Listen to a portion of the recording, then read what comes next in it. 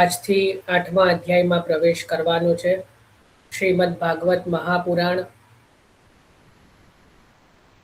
એમાં દસમ સ્કંદ, એનો 8મ અધ્યાય, 8મો અધ્યાય. આજે બહુ ઓછા લોકોના વિડીયો ઓન છે, ખબર નહીં કેમ. જે લોકો વિડીયો ચાલુ રાખી શકતા હોય એ રાખજો. તો આપણે 8મા અધ્યાયમાં પ્રવેશ કરીએ છીએ આજથી.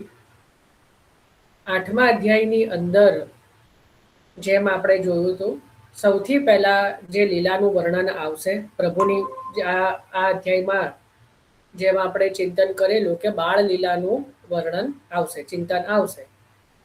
તો એમાં સૌથી પહેલા જે છે એ નામકરણ લીલા, એનું આજથી આપણે પ્રારંભ કરીએ છીએ. પ્રભુનું જે નામકરણ જે લીલા છે એનું ચિંતન આજથી પ્રારંભ કરીએ છીએ. તો 8મા અધ્યાયમાં પ્રવેશ કરીએ છીએ. શ્રી સુક ઉવાચ, સુખદેવજી કહી રહ્યા છે, ગર્ગ પુરોહિતો રાજન યદુના સૌ મહાતપા વ્રજમ જગામ નંદસ્ય વસુદેવ પ્રણોદિત. તો હે રાજન, યદુઓના પુરોહિત ઘણા જ તપસ્વી ગર્ગ મુનિ વસુદેવે મોકલેલા નંદજીના વ્રજમાં ગયા.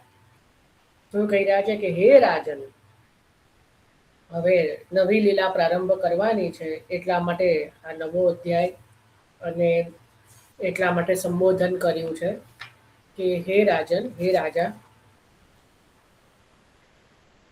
જે યદુઓના પુરોહિત છે, પહેલાના સમયમાં દરેકના ગોર હતા. હવે તો ખબર નથી, જેના હોય એના હોય છે, બાકી હવે નથી બી હોતા. દરેકના એક ફિક્સ ગોર હોય, જેમની જોડે આખી વંશાવલી હોય, આપણા બાપ દાદાઓને એના પણ પહેલાની પેઢીઓની આખું એક સચવાયેલું હોય. અને જે વર્ષોના વર્ષ જે છે કે એ પેઢી બાય પેઢી એમના જ જે સંતાનો હોય, અને અહીંયા આ બાજુ જે એમના જે હોય એ બંનેનું ત્યાં એ રીતે એમના કુલ પુરોહિત કહેવાય એને, કે આખા કુલના પુરોહિત અથવા ગોર કહેવાય. તો એ રીતે વસુદેવજીના કુલ પુરોહિત, વસુદેવજીના કુલ પુરોહિત કોણ હતા?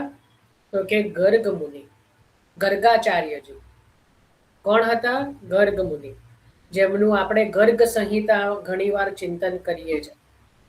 બરાબર ને? ઘણીવાર કહો છો કે ભાઈ તમે વારંવાર ગર્ગ સંહિતાની વાત કરી રહ્યા છો, તો એ ગર્ગ સંહિતા એ કોણે લખેલું છે? તો કે ગર્ગ મુનિ. અને ગર્ગ મુનિ કોણ હતા? તો કે વસુદેવજી, એટલે યદુકુલના, યદુ જેટલા પણ યાદવો છે એ બધાના એ પુરોહિત હતા. અને દંદ્રાઈજીના પુરોહિત કોણ હતા? ખબર છે કોઈને? 84 વૈષ્ણવની અંદર એક વૈષ્ણવનું આધિदैविक स्वरूप बताયું છે कि ये उनको लीला में ये नाम है और ये नंदराई जी के पुरोहित हैं. चलो આજનું આ હોમવર્ક છે. ખબર હોય તો બી બીજાને શોધવા દો, આપણે અત્યારે નથી લેતા, બીજા બધા વૈષ્ણવોને શોધવા દો. બહુ સમયથી હોમવર્ક નથી આપ્યું, તો આજનું હોમવર્ક લખી લો કે શોધો 84 વૈષ્ણવમાં. ચલો તમારું કામ સરળ કરી દીધું છે કે 284 252 ના કીધું, નહીં તો તમારે પાછા 252 ઉથલાવવા પડે. 84 જ છે. તો 84 વૈષ્ણવની અંદર વાંચો અને કોણ છે એ મને પછી જણાવજો, મેસેજમાં મોકલજો. બરાબર? તો અહીંયા જે છે કે હવે છે કે ગર્ગાચાર્યજી જે ઘણા તપસ્વી છે, કે જેનું મહાપ્રભુજી કહે છે કે ઘણું પ્રભાવ છે, કારણ કે તપથી સિદ્ધ થયા. તપસ્વી એટલે જે તપથી સિદ્ધ થયા છે, તપીને સિદ્ધ થયા છે. જો સોનું હોય, આપણને સૌથી વધારે પ્રિય શું? કોઈ પણ સ્ત્રીઓ હોય કે કોઈને કે જેનો ભાવ વધારે છે નો, તો કે સોનાનો. કેમ સોનાનો? કારણ કે સૌથી વધારે એને તપાવવામાં આવે. બરાબર? તો એ જ રીતે આ સંસારમાં જે વધારે તપ્યા છે એની કિંમત વધી જાય. ખ્યાલ આવ્યો કે નહીં? જેને પ્રભુ વધારે તપાવે ને એને સમજવું કે પ્રભુ મને સોનાની જેમ શુદ્ધ કરી રહ્યા છે. એટલે આંતરથી અને બાહ્યથી લૌકિક દુઃખ અલગ વસ્તુ છે, પણ જે અલૌકિક દુઃખથી પણ જે તપી રહ્યા છે, હૃદયમાં જેને પ્રભુ માટે તાપ છે, વિરાગની છે, તો જે અંદર પ્રભુ માટે વિરહ રાખે છે, તો એ પણ અંદરથી તપી રહ્યા છે. જે એટલે કહી રહ્યા છે અહીંયા મહાપ્રભુજી કે જે તપથી સિદ્ધ છે, જે તપથી સિદ્ધ છે એવા તપસ્વી જે ગર્ગાચાર્યજી જે મહામુનિ છે, એ કોણ છે તો કે છે યદુઓના પુરોહિત. યદુ જેટલા યાદવો છે એના કુલ પુરોહિત છે. એ ગર્ગાચાર્યજીને વસુદેવજીએ નંદજીના વ્રજમાં મોકલ્યા. નંદજીના વ્રજમાં કહ્યું કે આ નંદરાયજીના પુત્રોનું નામકરણ આપ જ કરો, કારણ કે ગર્ગાચાર્ય જે પહેલાના મુનિઓ છે તો સર્વજ્ઞ હતા, બરાબર ને. પહેલાના જે એ બધા મહામુનિઓ જે છે, તો ગર્ગ આદિ જે બધા મુનિઓ છે તો જાણે જ છે કે ભાઈ આ જે છે એ વસુદેવજીના પણ પુત્ર છે. પણ કીધું મેં હો, એટલે નંદરાયજીના પણ છે અને વસુદેવજીના પણ છે. એટલા માટે જે કહ્યું કે વસુદેવજીના પુત્રોનું નામકરણ એ કરે એમાં ખોટું નથી, કારણ કે મહાપ્રભુજી કહી રહ્યા છે, આપણને યાદ આપી રહ્યા છે. યાદ કરો 6ઠ્ઠો અધ્યાય, અરે 5મો અધ્યાય નંદ મહોત્સવનો, જ્યારે નંદરાયજી વસુદેવજીને મળવા માટે ગયા અને વસુદેવજી જ્યાં નંદરાયજીને ભેટ્યા, ત્યારે મહાપ્રભુજીએ શું કીધેલું કે વસુદેવજીનું હવે આધિદૈવિક સ્વરૂપ નંદરાયજીની અંદર પધાર્યું. યાદ કરો, જેને યાદ હોય એને. એટલે હવે નંદરાયજી કેવલ નંદરાયજી નથી, પણ નંદરાયજીની અંદર આધિદૈવિક સ્વરૂપનું, વસુદેવજીનું આધિદૈવિક સ્વરૂપ પણ બિરાજે છે. એટલા માટે પણ નંદસુત કહેવાથી ક્યાંય શાસ્ત્રનો વિરોધ આવે નહીં.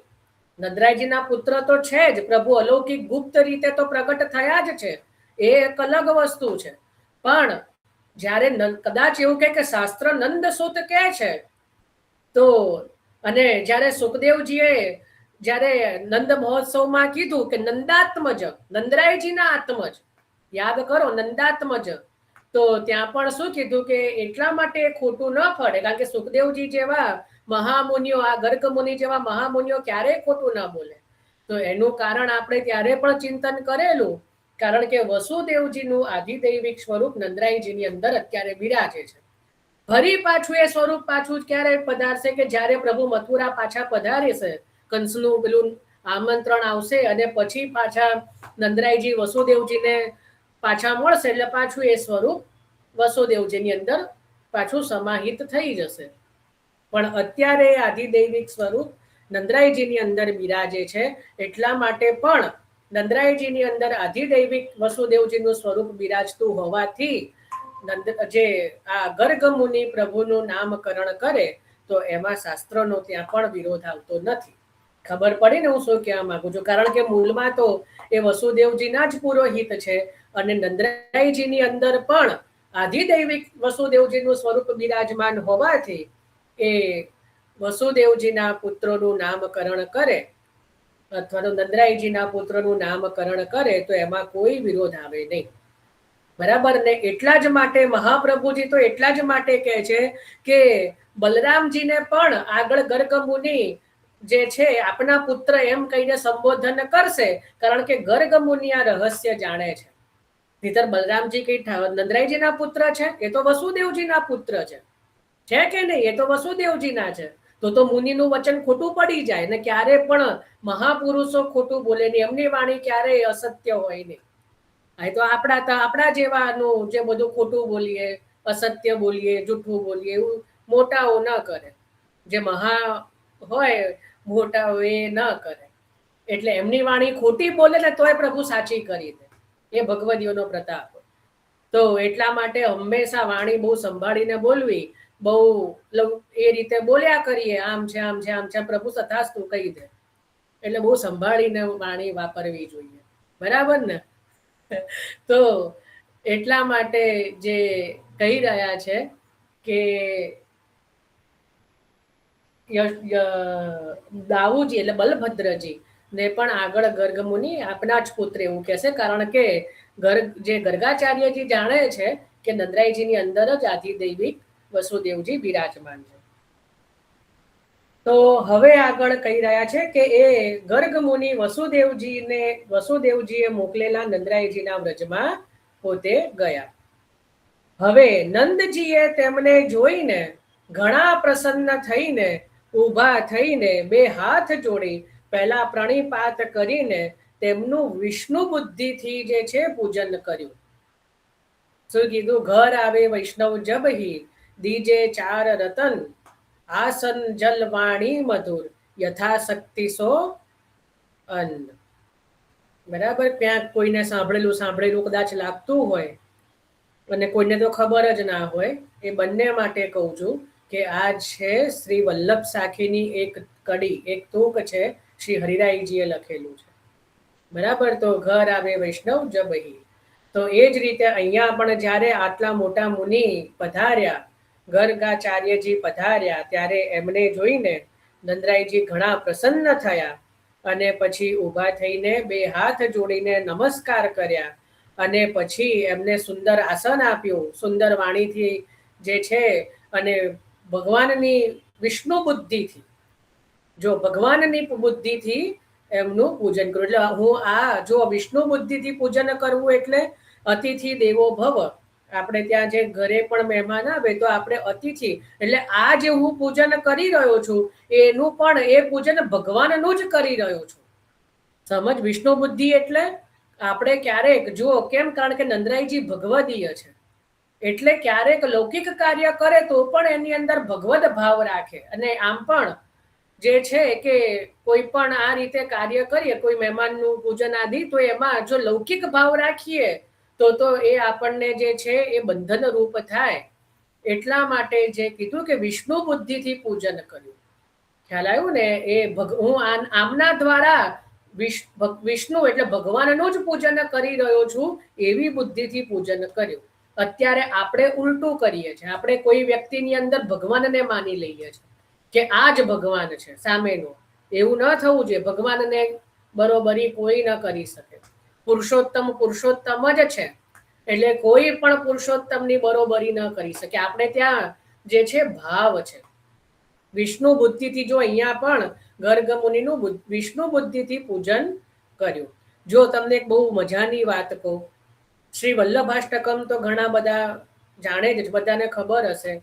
શ્રી ગોસાઈજીએ શું કીધું? વસ્તુતઃ કૃષ્ણ એવ. આપ વાસ્તવમાં કૃષ્ણ જો.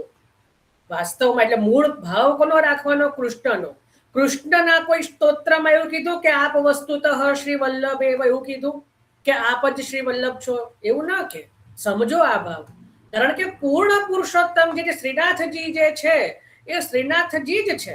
એમના મુખારવિંદ સ્વરૂપ શ્રી મહાપ્રભુજી. હવે આનાથી આવું કહેવાથી મહાપ્રભુજીની કોઈ મહત્તા ઘટતી નથી. એ તો મહાપ્રભુ છે, પ્રભુના પણ દાન આપનારા છે. સમજ પડી ને? એ તો દાન બળો કે દાતા બળો, એટલે એ તો જે છે દાનનું મહત્વ છે ત્યાં, કે ભાઈ સાક્ષાત શ્રીનાથજીને પણ મેળવી આપવા વાળા છે. ખ્યાલ આવ્યો કે નહીં?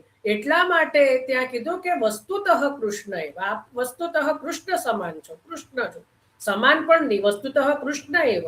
આપ વસ્તુ કૃષ્ણ જ છો.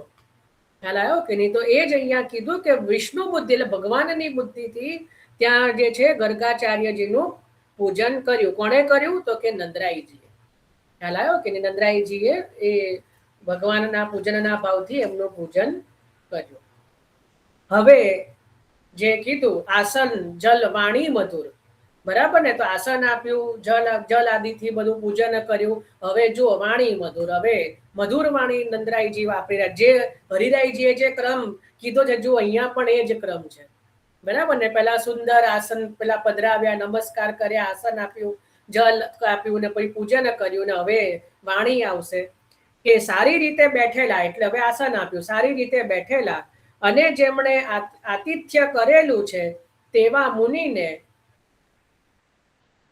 સુનતા વાણીથી એટલે દિનતા વાણીથી પ્રસન્ન કરી, એટલે અત્યંત મધુર વાણીથી પ્રસન્ન કરી અને કહ્યું કે હે બ્રહ્મન, એટલે હે મુનિ, આપ પૂર્ણને અમે શું કરી શકીએ? એટલે આપની અમે શું સેવા કરી શકીએ? આપ તો આપનામાં જ પૂર્ણ છો.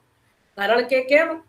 કારણ કે આપ એવા છો કે આપને કોઈ પણ પ્રકારની અભિલાષા છે નહીં, આપને કોઈ પણ પ્રકારની મનમાં જે છે એ કોઈ એવી ઈચ્છા રહેતી નથી, આપ આપની રીતે પૂર્ણ છો, બરાબર ને? આપને કોઈ પ્રકારની એવી અભિલાષા છે નહીં, એટલા માટે જે કહેવાય કે અમે આપનું શું આતિથ્ય કરી શકીએ, અમારામાં એવું શું છે કે જેનાથી અમે આપનું આતિથ્ય કરી શકીએ?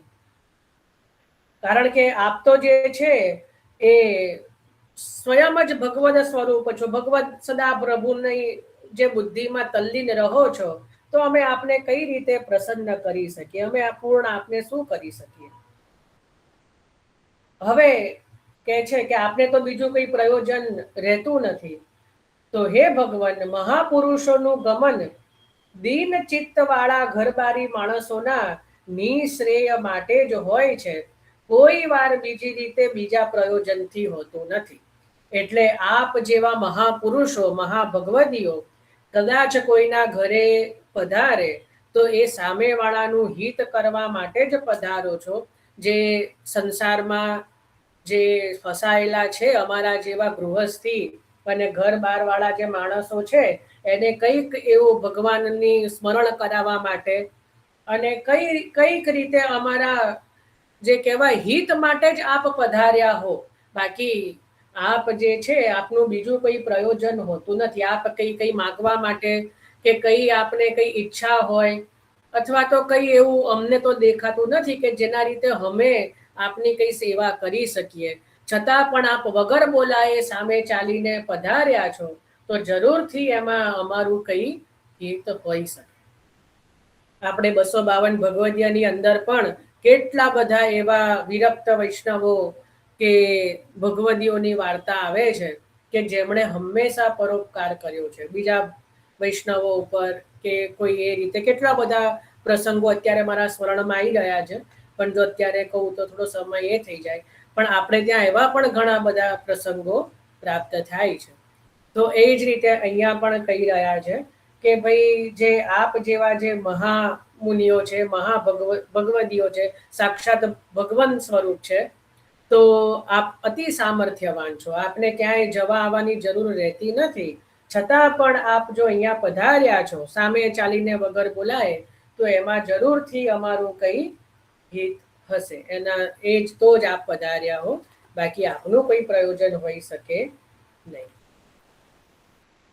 હવે કે છે કે સાક્ષાત જ્યોતિઓનું અયન ને અતિન્દ્રિય જ્ઞાન છે તે આપે રચેલું છે, તેનાથી પુરુષ પર અને અપરને જાણી શકે છે. હવે સ્તુતિ કરી થોડુંક જે છે એ ગર્ગાચાર્યજીની, અને ગર્ગાચાર્યજીનું થોડું એ રીતે આપણને પરિચય આપ્યો કે ગર્ગાચાર્યજી છે જ્યોતિષાચાર્ય છે. એ જે છે એમને જ્યોતિષનું જબરજસ્ત જ્ઞાન જે છે એ સમયનું, કે આપ પોતે જ્યોતિષ આચાર્ય છે. એટલે અહીંયા પણ કહે છે કે આપને તો જે કહેવાય કે એટલું બધું આપનું જ્ઞાન અમોઘ છે, આપનું જે જ્ઞાન છે એટલું અમોઘ છે કે તેનાથી આપનું જે જ્ઞાન છે એનાથી કોઈ પણ આપ જે છે પર અને અપર એને જાણી શકો છો. પર અને અપર એ બંનેને જાણી શકો છો. આના માટે મહાપ્રભુજીને એના બે અર્થ બતાવે છે, પર અને અપર. પર એટલે મહાપ્રભુજી કહી રહ્યા છે કે પુરુષોત્તમ સુધીનું તત્વ ઉપર, એટલે પૃથ્વીથી લઈને પુરુષોત્તમ સુધીનું તત્વ આપ જાણી શકો છો, એને પર. અથવા તો અપર એટલે કે છેક નીચું હલકું પરમાણુ સુધીનું તત્વ પણ આપ જાણી શકો છો. નાનામાં નાના તત્વથી લઈને મોટામાં મોટા, એટલે ક્યાં તો પુરુષોત્તમ સુધીનું તત્વ આપ જે છે, પરમાણુથી લઈને પુરુષોત્તમ સુધીનું તત્વ જે છે એને આપ જાણી શકવા સમર્થ છો. આ પહેલો ભાવ. અને બીજો ભાવ, આપ પર અને અપરને જાણો છો, એટલે પર એટલે ભવિષ્યમાં જે થવાનું છે એને પણ આપ જાણો છો, અને અપર એટલે ભૂતકાળમાં જે થઈ ચૂક્યું છે એને પણ આપ જાણો છો, કારણ કે આપ સર્વજ્ઞ છો, આપ બધું જ જાણનારા છો. બરાબર? એટલા માટે આપનું જે જ્ઞાન છે, જે આપ સ્વયં જે ગ્રહોનું, તારાઓનું અને બધા નક્ષત્રોનું આપનું જે જ્ઞાન છે એ અતિ અમોઘ છે. એનું જે કહેવાય કે કોઈ તુલના બીજી થઈ શકે એમ નથી. એટલે આપ પર અને અપર બંને તત્વોને જાણનારા છો. આપ જે છે બ્રહ્મ જાણનારાઓમાં શ્રેષ્ઠ હોવાથી આ બે બાળકોના સંસ્કારો કરવાને યોગ્ય છો, કારણ કે બ્રાહ્મણ જન્મથી માણસના ગુરુ હોય છે.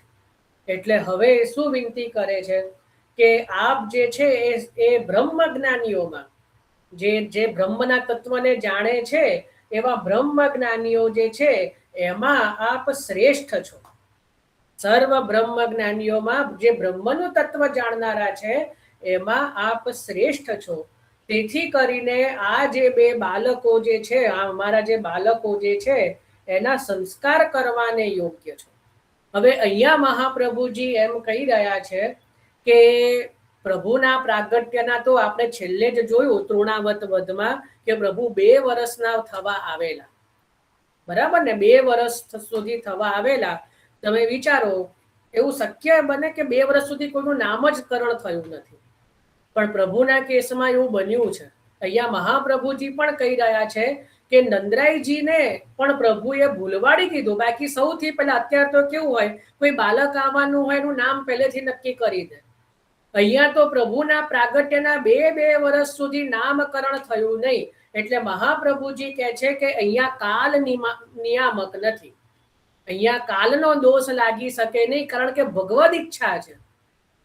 એટલે નંદરાયજીને પણ ભૂલાઈ ગયું નામકરણ કરવાનું.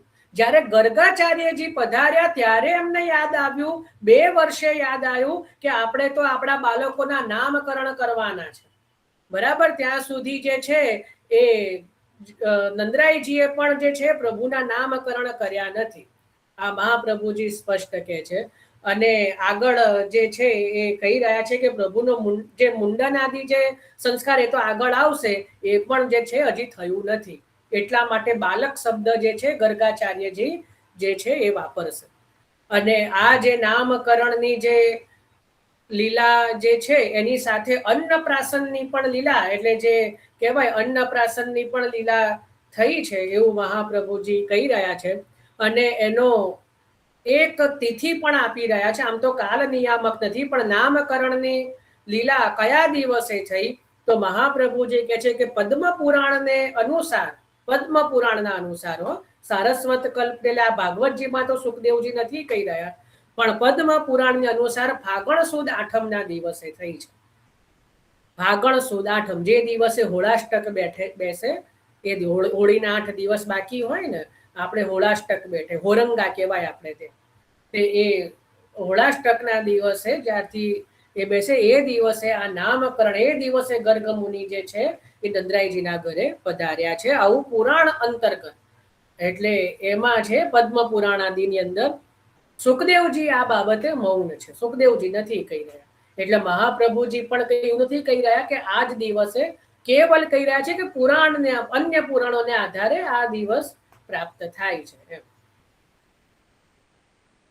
હવે કે છે કે આપ બ્રહ્મ જ્ઞાનીઓમાં જાણનારા શ્રેષ્ઠ હોવાથી આ બંને બાળકોના સંસ્કાર, કારણ કે બાળકોના સંસ્કાર જ થયા નથી, તો બાળકોના સંસ્કાર જે છે એ આપ કરવાને યોગ્ય છો. એટલે આ જે નામકરણ આદિ સંસ્કાર જે છે એને આપ સર્વ રીતે યોગ્ય છો. અને કદાચ એવું ગર્ગાચાર્યજીના મનમાં રહે કે ભાઈ અમે તો યદુ વંશના છીએ, કુલ પુરોહિત, તો અમે આપણા બાળકોના સંસ્કાર કઈ રીતે કરી શકીએ? તો પહેલેથી જ નંદરાયજી કહી રહ્યા છે, કારણ કે એ તો જાણતા નથી કે ખરેખર ગર્ગાચાર્યજી એટલા માટે જ પધાર્યા છે, બાળકોના નામકરણ સંસ્કાર કરવા જ પધાર્યા છે. અને ભગવદ ઈચ્છાથી નંદરાયજીએ પણ એ જ વિનંતી કરી છે. પણ એ નંદરાયજી જાણતા નથી કે ગર્ગાચાર્યજી એ જ પ્રયોજનથી પધાર્યા છે. એટલે નામકરણની વિનંતી તો કરી, પણ મનમાં એવો રહ્યું કે કદાચ ના પાડી દેતો કે ભાઈ અમે તો જે છે યાદવોના જ કુલ પુરોહિત છીએ, યાદવોના જ બાળકોના કરીએ, તો પછી આપણા બાળકોના કઈ રીતે કરીએ? તો એટલા માટે પહેલેથી જ શું કહે છે કે ભાઈ જે બ્રાહ્મણ છે, આપ તો જે છે બ્રાહ્મણ છો, તો આપ દરેક મનુષ્યના ગુરુ રૂપ જ છો, એટલે અમારા પણ ગુરુ જ થયા. એટલે કેવલ યાદવોના ગુરુ છો એવું ના માનશો, અમે પણ આપને ગુરુ રૂપે માનીએ છીએ. બરાબર. પણ અહીંયા પણ જે છે કે ગર્ગાચાર્યજી જાણે છે કે ભાઈ આ વાસુદેવજીના જ પુત્ર છે, પણ એવું કહેશે નહીં. બરાબર, એ એવું કહેશે નહીં. આગળ પણ એવી રીતે વાત કરશે કે ત્યાં પણ મહાપ્રભુજી કહેશે કે જે મહાપુરુષોની વાણી જે છે ને, મહાપુરુષોની વાણી હદ વિનાની હોય છે, કે જેનો પાર પામી શકાય નહીં. એટલે ગર્ગ મુનિ કહી દેશે વાત વાતમાં કે ભાઈ આ તમારો વાસુદેવજીનો પુત્ર છે, પણ નંદરાયજીને ખબર નહીં પડે. કારણ કે ભગવદીઓની વાણી જેને સમજમાં આવે ને એને જ આવે, બધાને ન આવે. અને પ્રભુની ઈચ્છા હોય એને જ આવે. કારણ કે ગર્ગાચાર્યજી આગળ ઉલ્લેખ કરશે, પણ એ નંદરાયજી સમજી નહીં શકે. કારણ કે મહાપ્રભુજી જ કહે છે કે ભાઈ ભગવદીઓની વાણી સર્વ સમજી શકે એવું જરૂરી નથી. તો એટલા માટે જે છે કે ગર્ગાચાર્યજી ને પહેલા વિનંતી કરી કે આપ અમારા બાળકોના જે છે નામકરણ સંસ્કાર કરો, કારણ કે આપ બ્રાહ્મણ હોવાથી અમારા પણ ગુરુ રૂપ છો, કેવલ યાદવોના હોય એવું નથી. હવે મહાપ્રભુજી બે વસ્તુ બતાવે છે કે ગર્ગાચાર્યજી એવું સ્પષ્ટ નહીં કહે કે ભાઈ આ વાસુદેવજીના પુત્ર છે, જે કૃષ્ણ રામ અને કૃષ્ણ દાઉજી અને ઠાકોરજી. એના બે કારણ છે. એક તો જો લૌકિક બુદ્ધિથી એમને એવું લાગે કે આ વાસુદેવજીના પુત્ર છે અને આ અમારા પુત્ર નથી, એવું જો લૌકિક બુદ્ધિથી જો એવું માને તો વાત્સલ્ય સ્નેહ જતો રહે. કારણ કે બીજાના છોકરાઓ ઉપર એટલો પ્રેમ ના આવે જેટલો પોતાના ઉપર આવે, સહજ છે. તો જો એવી ખબર પડે કે ભાઈ આ તો વાસુદેવજીના પુત્ર છે, તો ત્યાં તો પછી લૌકિક બુદ્ધિ થાય તો પછી વાત્સલ્ય સ્નેહ જતો રહે. એટલે આ પહેલું કારણ કે નંદરાયજીને કે યશોદાજીને અત્યારે જે છે એ પ્રભુ ઈચ્છતા નથી. અને બીજું, કદાચ એવી ખબર પડે કે આ તો લૌકિક પુત્ર જ નથી, આ તો સાક્ષાત પૂર્ણ પુરુષોત્તમ છે, જે વસુદેવજી જાણે છે, બરાબર. જો એવી ખબર પડે તો પણ વાત્સલ્ય ભાવ જતો રહે, તો અલૌકિક બુદ્ધિ થાય ને ભગવદ રૂપ માની લે, તોય પછી વાત્સલ્ય ભાવ આવો કઠિન થઈ જાય. સમજ પડી ને? એટલે લૌકિક કારણથી પણ અને અલૌકિક કારણથી પણ આ બંને કારણો એવા છે કે જેના કારણે પ્રભુ પણ ઈચ્છતા નથી ને ગર્ગાચાર્યજી પણ એવું સ્પષ્ટ રીતે જણાવશે નહીં કે આ બંને જે છે એ વાસુદેવજીના પુત્ર છે. એટલે ઠાકોરજી, દાઉજી માટે તો સ્પષ્ટ જ છે, પણ ઠાકોરજી માટે, બરાબર. તો એટલા માટે અહીંયા મહાપ્રભુજી કહે છે કે આ બે કારણ છે. લૌકિક બુદ્ધિથી પણ નંદરાયજીમાં જે છે વાત્સલ્ય સ્નેહ જતો રહે, અને અલૌકિક જો જણાવે કે ભાઈ આ તો સાક્ષાત ભગવાન જ છે, તો પણ વાત્સલ્ય ભાવ જતો રહે.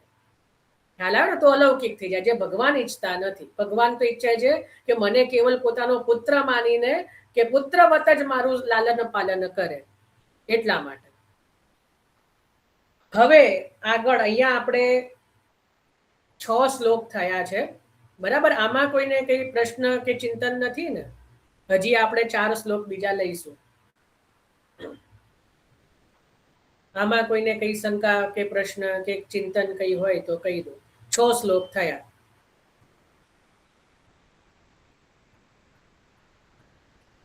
સારું, તો હવે 7મા શ્લોકમાં પ્રવેશ કરીએ છીએ. હવે ગર્ગોવાચ, હવે ગર્ગાચાર્યજી બોલ્યા. શું બોલ્યા?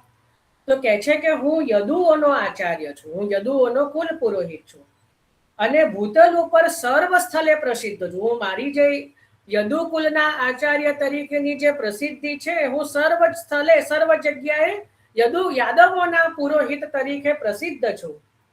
મેં સંસ્કાર કરેલા તમારા પુત્રને કંસ દેવકીનો પુત્ર માનશે. એટલે જો અહીંયા અછડતી વાત કીધી, પણ નંદરાયજીને એ રીતે કીધું કે ખબર ન પડે. શું કીધું? કે તમારા પુત્રને જે છે એ દેવકીનો પુત્ર જે છે પછી કંસ માની લેશે. કારણ કે જો હું નામકરણ પ્રસિદ્ધ રીતે કરીશ, જે બધાને ખબર પડે, મોટા ઉત્સવ તરીકે જો હું કરું, બધાને બોલાવીને જો નામકરણ કરીએ ને વાત ચારે બાજુ ફેલાઈને મથુરા સુધી વાત પહોંચી જાય, તો એ વસ્તુ પ્રગટ થઈ જાય કે ભાઈ હો ના હો આ નંદરાયજીનો પુત્ર જ જે છે એ જે છે કે આ દેવકીનો સંતાન હોય, 8મું સંતાન. કારણ કે જે છે કે હું યાદવોના આચાર્ય તરીકે પ્રસિદ્ધ છું. અને બીજું કારણ આપે છે કે કંસ જે છે એ પાપ બુદ્ધિ વાળો છે. કંસ કેવો છે? એ પાપ બુદ્ધિ વાળો છે. અને તમારે અને વસુદેવજીને મૈત્રી છે, તમે અને વસુદેવજી ગાઢ મિત્ર છો. એટલે દેવકીનો 8મો ગર્ભ સ્ત્રી હોવું સંભવતું નથી. કારણ કે જે પેલી વાણી થઈ હતી, આકાશવાણી થઈ હતી, એમાં તો સ્પષ્ટ કીધું હતું કે દેવકીનો 8મો ગર્ભ તને મારનારો થશે. એટલે તને એને જો આઠમો ગર્ભ સ્ત્રી હોય એટલે પેલી દેવી હોય તો કંસને માર્યા વગર આકાશમાં જાય નહીં. જો એનો ખરેખર જો દેવકીનો આઠમો ગર્ભ જો એ દેવી જ હોય કે જે પેલી અષ્ટભુજા વાળી 8 જેના ભુજા હતા, યાદ આવે છે ને, આપણે જન્મ પ્રકરણમાં જોયું હતું. તો જો એ હોય તો જો કંસને માર્યા વગર એ ગઈ, એનો અર્થ એ કે એ તો ક્યારે પણ દેવકીનો આઠમો ગર્ભ સંભવતું નથી. અને ત્રીજું કારણ જે આગળ કહી રહ્યા છે કે એમ વિચારતા દેવકીની પુત્રીનું વચન લક્ષમાં લઈને શંકા રહિત થઈને જો તો એ મારે તો આપણને પણ પીડા થશે. એટલે એ જે દેવી છે એને પણ એ સમયે કીધું હતું કે તને મારનારો તો ક્યાંક ઓલરેડી જન્મી ચૂક્યો છે. એટલે ઓલરેડી એને કહી જ દીધું છે કે વ્રજમાં તને મારનારો છે, એટલે તો શોધી જ રહ્યો છે. તો એને આ એક ક્લુ મળી જાય કે યાદવોના જે કુલ પુરોહિત છે એ ગોકુલમાં જઈને નંદરાઈજીના પુત્રોનું સંસ્કાર કેમ કરી રહ્યા છે. તો જરૂરથી એ વસુદેવજી જોડેનો સંબંધ હોવો જોઈએ, એને યાદવ વંશ જોડે સંબંધ હોવો જોઈએ. અને પછી જે છે, કારણ કે પાપ બુદ્ધિ વાળો છે, દુષ્ટ બુદ્ધિ વાળો છે, એટલે એને જરાક પણ જો એવી ખબર પડે તો એ પછી મારવા માટે દોડી આવે. અને તમને પણ તમારા જે બધા વ્રજવાસીઓ છે એને પણ હેરાન કરે, અમને પણ હેરાન કરે. અમુક લોકો હોય જ બધાને હેરાન કરવા, તો કે છે કે પછી તમને પણ હેરાન કરે ને અમને પણ હેરાન કરે. તો એના માટે જે છે કે આ રીતે ખુલ્લેઆમ એટલે બધાની વચ્ચે બધાને ખબર પડે એ રીતે હું નામકરણ સંસ્કાર કરાવી શકું નહીં. એટલા માટે આગળ હવે નંદરાયજી કહે છે કે આ ગાયોના નેસડામાં, એટલે જે ગાયોનો જે બાંધવાની જગ્યા છે, જે ગાયોના નેસડામાં મારાથી પણ જણાયા વિના, એટલે જે બીજા મારા જે બધા ખવાસ આદિ જે છે એનાથી પણ ગુપ્ત રહીને, મારાથી પણ જણાયા વિના એકાંતમાં સ્વસ્તિ વાચન કરીને દ્વિજાતિના સંસ્કાર કરો. એટલે કોઈને પણ ખબર ન પડે એ રીતે એકાંતમાં જે છે એ રીતે જે આપના વૈદિક ક્રિયાથી સ્વસ્તિ વાચન એટલે મંગલ બધા મંત્ર આદિથી, કોઈ મોટું એવો ઉત્સવ કે મહોત્સવ કરીને નહીં, પણ જે છે કે આ બંને બાળકોના જે છે એ દ્વિજાતિ નામકરણ આદિ જે છે એ સંસ્કાર આપ જે છે એ કરો. બરાબર. તો અહીંયા એક બહુ સુંદર વાત છે કે ભાઈ આપ અમારા એકાંતમાં અમારા પુત્રના જે છે નામકરણ કરો. અહીંયા જો ભગવાનનું નામકરણ જે છે એ ખુલ્લે આમ નથી થઈ રહ્યું, ગુપ્ત રીતે થઈ રહ્યું છે ને. જે છે ભાઈ આ સાજન કરીને કોઈ છે, માઇક મ્યુટ કરી દો.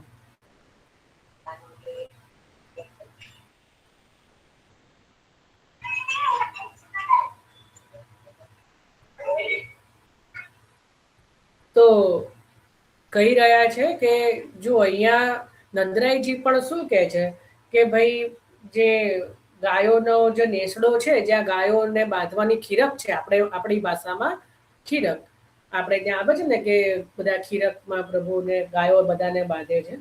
તો ગાયોનો જે નેસડો છે, જે ખીરક છે, એ એકાંત જગ્યા છે. એ એકાંત જગ્યા છે. તો ત્યાં કોઈને પણ ધ્યાનમાં ન આવે કે મારા ખવાસ, નંદરાયજીના ખવાસનું નામ પણ 84 વૈષ્ણવની વાર્તામાં છે કે નંદરાયજીના કોણ ખવાસ છે, શોધજો. એમનું પણ એક વૈષ્ણવનું આધિદૈવિક સ્વરૂપ કે એ લીલા में નંદરાયજી કે ખવાસ है. ખવાસનું કામ શું કે જેની જો સાથે આપણે જેની ખવાસી કરતા હોઈએ ને એનું રક્ષણ કરવું, એનું ધ્યાન રાખવું, 24 કલાક એની જોડે રહેવું, એને કહેવાય ખવાસ. બરાબર. તો નંદરાયજીના ખવાસનું નામ પણ શોધજો. અત્યારે મને તો યાદ છે પણ કહી દઈશ તો તમે જે શોધીને તમને જે આનંદ આવશે એ વધારે છે. તો શોધજો તો આનંદ રહેશે. મળે તો મને વોટ્સઅપમાં મેસેજ કરજો. તો કે છે કે ગાયોના જે નેસડામાં ખરીકમાં જે મારા ખવાસ આદિ ગોપ આદિ પણ જે જાણે નહીં એ રીતે એકાંતમાં જે છે કે એ રીતે આપ સ્વસ્તિ વાચન કરીને મારા બાળકોના નામકરણ સંસ્કાર આદિ કરો. તો જો અહીંયા આ પુષ્ટિ માર્ગ છે. પુષ્ટિ માર્ગ કેવો છે? એકાંતિક માર્ગ છે. જો તમે બીજા માર્ગો જુઓ, જેમ કે ઇસ્કોન વગેરેમાં ભેગા થઈને હરે રામ હરે કૃષ્ણ હરે રામ હરે કરતા હોય, આપણે ત્યાં આવો ક્રમ નથી. આપણે માલાજી શું કરીએ, ગૌમુખીની અંદર રાખીને એની ઉપર પણ પાછું પટવસ્ત્ર રાખીને મનમાં જપ કરીએ. પ્રભુનું નામ કેવું હોય, એકાંતમાં લેવાનું હોય, ગુપ્ત રીતે લેવાનું હોય. એ વધારે જે કહેવાય કે, કારણ કે ગુપ્તા હરિપ્રિયા એવું કહેવાય કે જે ગુપ્ત કાર્યો હોય ને હરિને વધારે પ્રિય છે. બહુ પોતાનો ઢંઢેરો પીટીને કરીએ ને એ હરિપ્રિય, એ ભગવાનને એ વસ્તુ પ્રિય નથી. આવું સ્પષ્ટ મહાપ્રભુજી કહે છે. અહીંયા નામકરણ છે, અહીંયા સારસ્વત કલ્પની લીલા છે, એટલે અહીંયા ભગવાનના નામનું જે સંસ્કાર છે એ પણ ગુપ્ત રીતે થઈ રહ્યો છે. વિચારો તો પછી એમના નામનું જે સંકીર્તન એટલે નામનું જપ હોય એ તો ગુપ્ત રીતે જ કરવાનો હોય ને. એટલા જ માટે અમે પહેલા પણ કીધું હતું કે યમુનાજીના 41 પદની અંદર સુરદાસજી શું કહે છે કે सूर कहे क्रूर ते दूर बसीए सदा, श्री जमुना जी को नाम लीजिए जो छाने. છાને એટલે છાનું છુપનું, કોઈને ખબર ન પડે એવી રીતે ગુપ્તતાથી ભગવદ નામનો, જમનાજી બોલે ભગવદ નામ જે છે એ એકાંતમાં લો, ગુપ્ત રીતે લો, એમાં વધારે આનંદ આવશે. સમજીને લો, બરાબર ને. કંઈક એનો, કારણ કે નામની અંદર શું હોય, હમણાં 2 દિવસ પહેલા જ જોયું, નામની અંદર શું હોય, જાગૃતિબેન કંઈક કહી રહ્યા છે, સ્વરૂપ. બહુ સુંદર. નામની અંદર હોય સ્વરૂપ, અને સ્વરૂપની અંદર શું હોય, લીલા. લીલા લીલા. લીલા, બરાબર ને. તો નામ સિદ્ધ થાય તો ભગવદ સ્વરૂપ હૃદયારૂઢ થઈ જાય, અને ભગવદ સ્વરૂપ હૃદયારૂઢ થઈ જાય તો એ લીલાનું પણ ત્યાં જે છે એ અનુસંધાન થઈ જાય. આપણે શું કરીએ છીએ, ડાયરેક્ટ લીલામાં પહોંચવાનો ટ્રાય કરીએ છીએ કે પ્રભુની લીલાઓનું આમ તેમ, પણ ક્યારે પણ પછી કે યાદ નથી રહેતું. કેમનું રે? પેલા તો નામ સિદ્ધ કરવાનું. મહાપ્રભુજી સૌથી પહેલા કઈ દીક્ષા આપે છે? નામ મંત્ર. કે ભાઈ પહેલા શું કે 3 વાર અષ્ટાક્ષર આપે, પછી ગદ્ય મંત્ર. ગદ્ય મંત્ર એટલે સ્વરૂપ, અને પછી પંચાક્ષર. પંચાક્ષર એટલે લીલા. વિચાર, આખી પ્રક્રિયા છે. નામ સિદ્ધ થાય, નામ દ્વારા સ્વરૂપ. આપણે કહીએ કે નામ, ધારો કે શ્રી ગોવર્ધન ધરણ, તો કેવું આપણા હૃદયમાં કેવું આખું સ્વરૂપ આવી જાય છે. હસ્ત ભુજા જેનો ઉપર છે, એટલે વામ હસ્ત જેનો ઉપર છે, કટી ઉપર છે, બીજો હસ્ત શ્યામ સ્વરૂપ છે. કેવું નાથ દ્વારા આપણે પહોંચી જઈએ છે કે નહીં? કેવલ શ્રીનાથજી કહીએ, શ્રી ગોવર્ધન ધરણ કહીએ તો બધાના માનસ પટલ ઉપર શ્રીનાથજીનું સ્વરૂપ આવી જાય કે નહીં? અને સ્વરૂપ આવી જાય એટલે શું થાય કે લીલા, કે શું કહીએ, નિકુંજ નાયક શ્રી ગોવર્ધન, નિકુંજ નાયક શ્રીનાથજી. બરાબર કે જેમને 7 દિવસના જે બાલક છે, જેમને ગિરિરાજજી ધારણ કર્યો છે, અથવા તો જે નિકુંજના દ્વારે ઠાડા છે, ભક્તોને બોલાવી રહ્યા છે, આવા કેટલી બધી ભાવનાઓ છે. તો નામ દ્વારા સ્વરૂપ સિદ્ધ થાય, સ્વરૂપ દ્વારા લીલા સિદ્ધ થાય. ખ્યાલ આવ્યો કે નહીં? તો એટલા માટે અહીંયા કીધું કે એકાંતમાં જે છે એ આ સંસ્કાર કરો. કારણ કે એકાંતમાં લીધેલું નામ, એકાંતમાં લીધેલું જે ભગવત નામ હોય એ વિશેષ ફલદાયી થાય છે. બરાબર. તો આ રીતે ત્યાં વિનંતી કરે છે નંદરાયજી, અને ગર્ગાચાર્યજી પછી કે છે કે કાલે આપણે જોઈશું કે એકાંતમાં જે છે બંને બાળકોનું નામકરણ કરશે. બરાબર. તો આજે આપણે અહીંયા 10 શ્લોક લીધા છે, 1 થી 10, 8મા અધ્યાયના. કાલે આપણે 11મા શ્લોકથી જે છે એ પ્રારંભ કરીશું. બરાબર. તો અહીંયા આપણે 10 શ્લોકનું ચિંતન થયું. આમાં કોઈને કઈ પ્રશ્ન અથવા તો બીજો કઈ પ્રશ્ન કે ચિંતન હોય તો કરો. અહીંયા આપણે શ્રી સુબોધજીનું ચિંતન વિરામ રાખીએ છીએ. શ્રી વલ્લભાય.